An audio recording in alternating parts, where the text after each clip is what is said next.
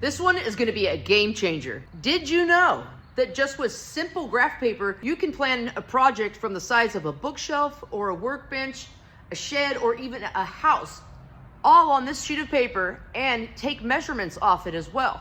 The reason for that is graph paper usually comes with 1/4 inch by 1/4 inch squares that you can use to represent 1 foot of length without having to draw it out in real life. How this works is I'm able to lay out something 26 feet long by 18 wide just by counting 26 individual squares. Since each square represents 1 foot of length, there I've got 26 feet, count over 18 squares, and I've got my 18 feet, which that helped me figure out what I wanted this to be for it to look symmetrical. So this is gonna be the start of a backyard deck.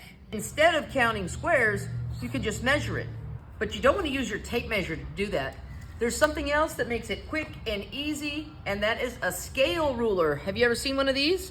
This is what the 1/4 inch scale rule looks like. So that means if I set my 1/4 inch scale ruler right on the line that I drew, starting at 0, using these numbers in the top row, I've got 26 feet. And then over here, I set this on 0 on my 1/4 inch scale ruler, and I've got 18 feet.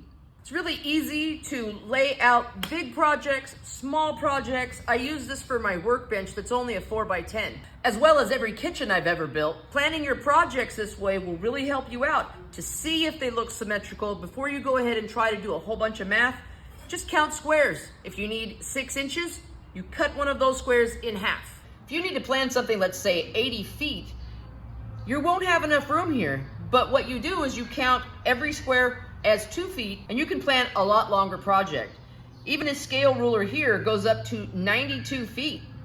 So you can lay up to 92 feet out with an 1/8 inch scale ruler.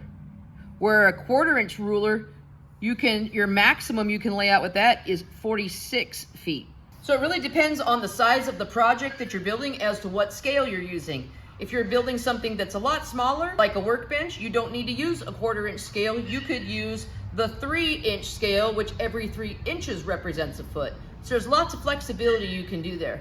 They also make a scale ruler in metric sizes for our friends across the pond. But again, you really don't even need this. All you have to do is count the squares. It's really that easy. Now tell me, did you guys already know that?